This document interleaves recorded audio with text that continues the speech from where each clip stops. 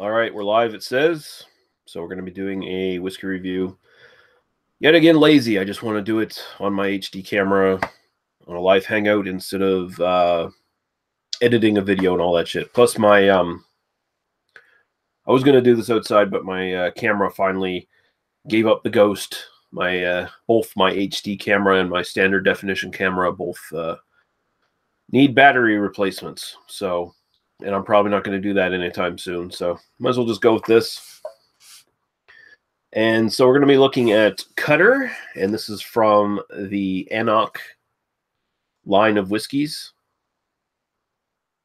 You can see it has these sort of sexy semi-Celtic packaging here, somewhat with this blade, and we'll get into this. Sort of the thing a lot of distilleries are doing these days with non-age statement stuff that they're trying to make special marketing-wise to sell to people. Because they can't rely on the age statement gimmick anymore for the most part, considering how in demand a lot of barrels are and how breweries are taking up a lot of barrels, and there's just a shortage of good age stuff anymore that distilleries have in their stockpiles. So that's sort of what this is. But we'll get in a little into the distillery here. I'll just give you a quick look at the bottle as well. Just a nice little standard green bottle here.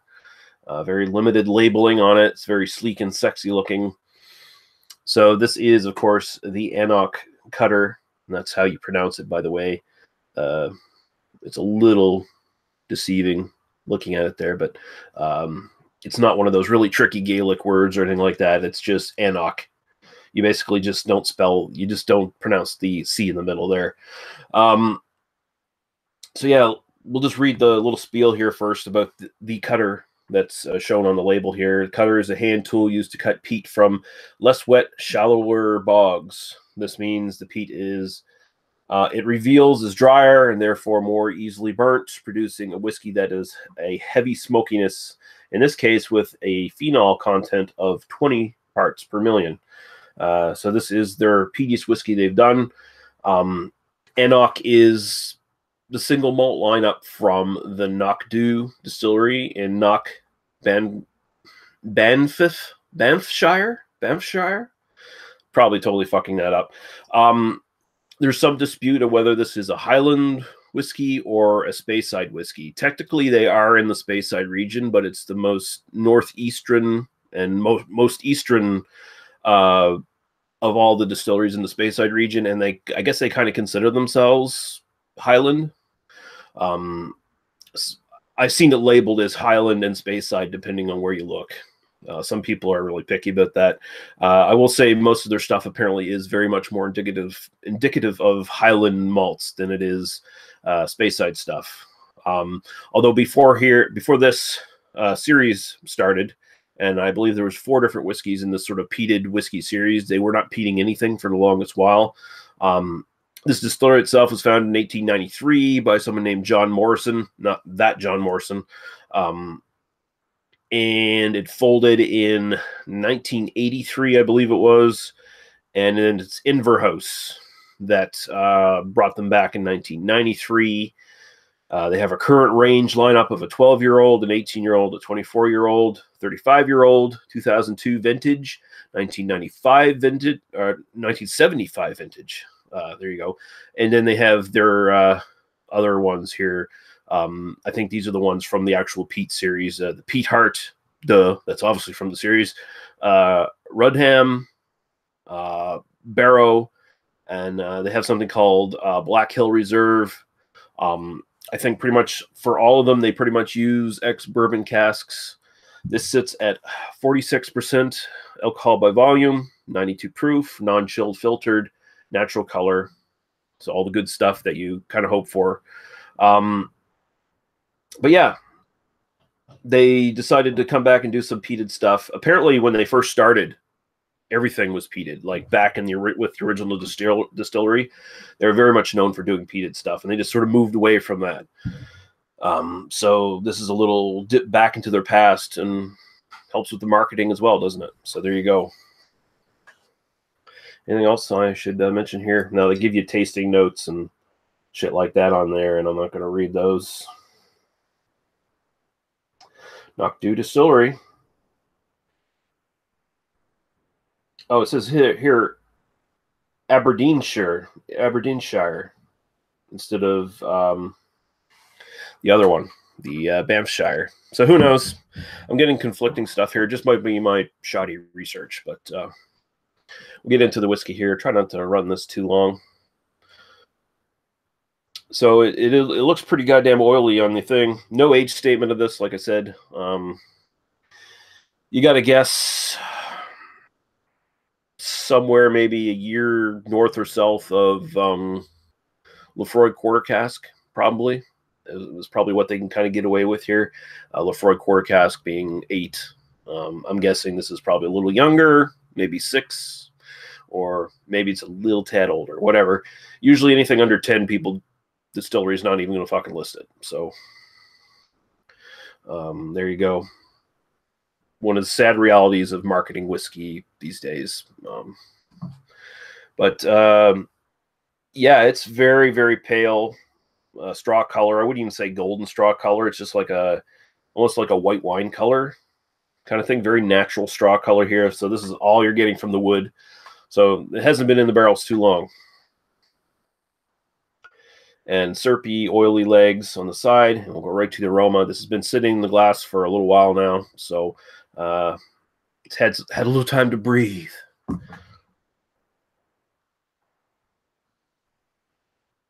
Mm.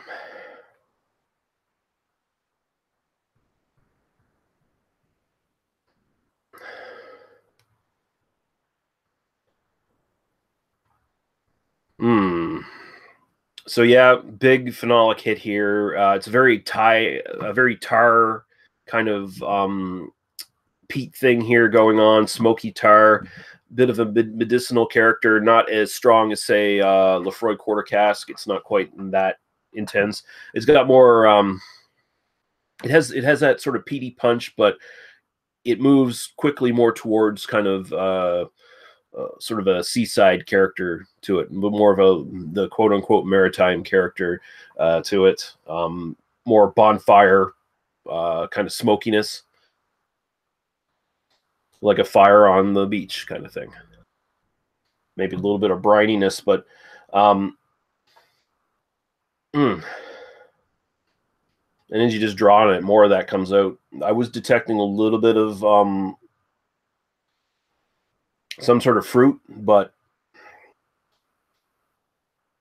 that's getting overwhelmed now in my nose. A little bit of wood, a little bit of alcohol is peeking through here. Not a big vanilla kick from the wood or anything like that, but I wouldn't expect that much. The peat and the smoke are really dominating in the nose here, but it's not super unbalanced or anything like that. It's not killing anything else in the whiskey to a massive degree where you go, it's a little too much. Not that I would consider it too much anyway, because if you followed my whiskey reviews, you know I love like Lefroy quarter cask, which is my favorite whiskey still, basically, and that one's a big, massive monster when it comes to like the peat and the iodine and the medicinal character, just basically punching everything else out of the way. So, yeah. That's about all we're going to get out of this fucker. So, go right to the taste. Cheers.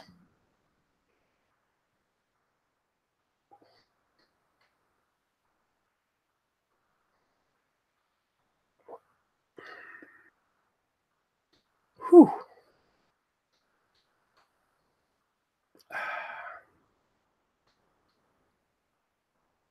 This definitely, wow.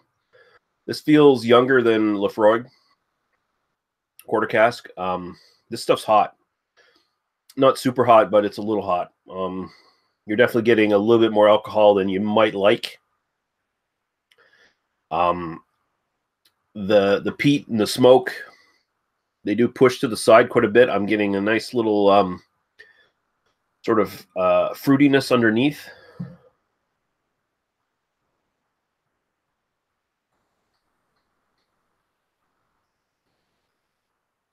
Mm.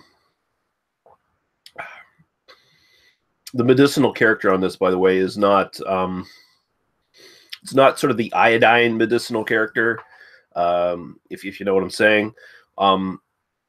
It's more the sort of band-aid medicinal character, sort of the more plastic kind of medicinal character that you can get in some of these.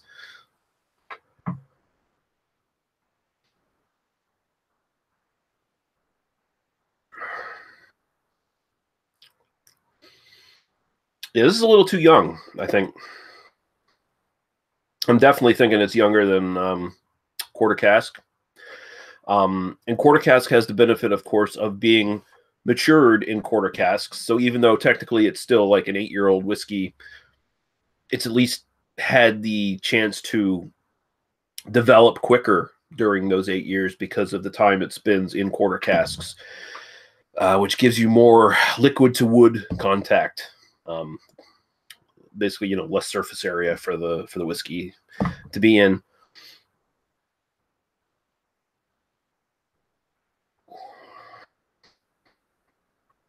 Mm.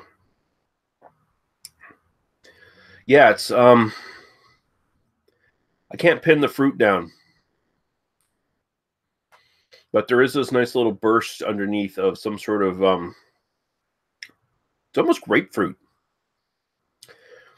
That's kind of what I'm thinking it is. It's kind of a grapefruity kind of thing, but it's very bitter grapefruit, like no sort of citrusy edges to it, no sort of sting or anything like that, just kind of like the bitter, pithy aftertaste kind of thing.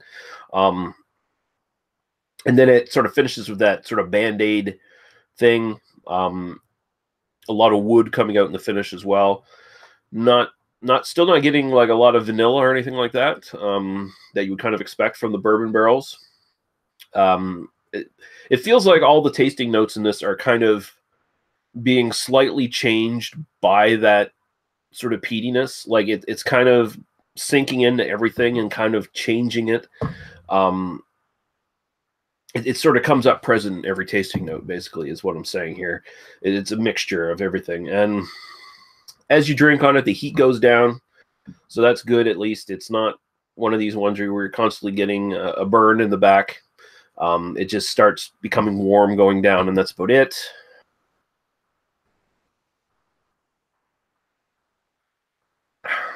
This needs more time in the casks, though. It's good, but it could be way better. It could be way, way better. This is something that if it got a couple more years even, you might actually have something that could contend with Lefroy Quarter Cask. But that's not what they're trying to do here. This is a limited series run kind of thing. So like this is probably I think it came out in 20. I'm trying to think when this came out. I should have looked that up. But it was a few years back, and I think most of these are kind of gone now. So, if I'm not mistaken, so there you go. It's kind of for a limited time shot thing, and I guess maybe if you're like a fan of the sort of anCnoc range, you might be more interested in this, you know, as it stands. It might be kind of a pleasant surprise for you. Who knows? But as just a one-off kind of thing, like I might never ever have another anCnoc whiskey again. It's all right. You know, it's not what I'd say is a welcoming kind of whiskey that makes me want to try the rest of their stuff. I'm trying to be kind of diplomatic here, but yeah, this is not great. I paid 89 point. I paid $89.99 in the NSLC for this. It's obviously goes cheaper in other countries, but it's still a little bit pricey for what it's supposed to be. Even then, because it's, you know, the fancy package, limited edition, no age statement kind of stuff, and that's kind of what floods the market these days. So, yeah. Trying to think of a final score here. Trying to think of where I sit on this.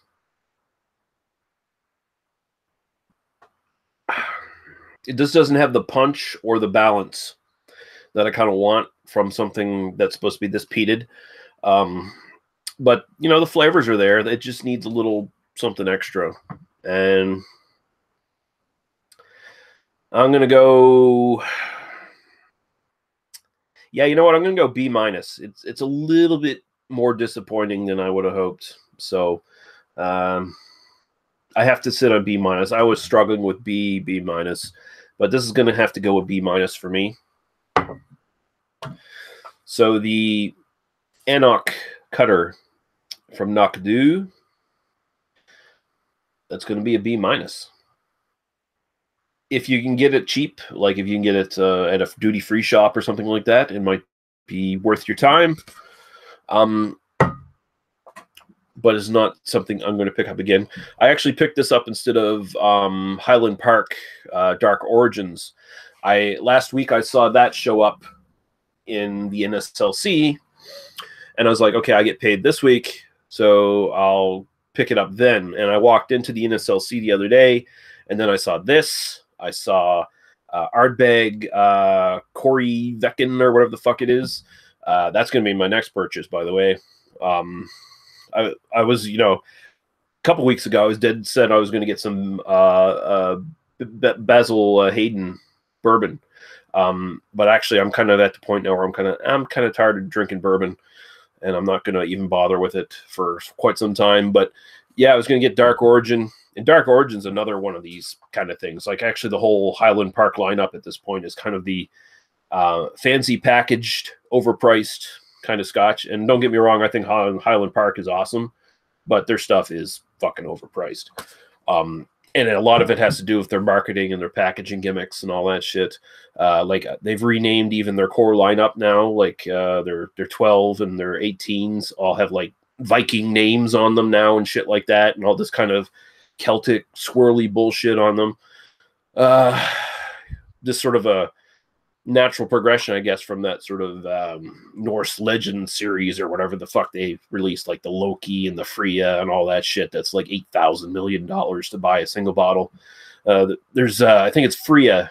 It's either Loki or Freya, I think. That's in my NSLC. There's like 1 or 2 bottles sitting there, and I'm kind of interested to see how long they sit there. I think I think the one I looked at was like $200 or something like that.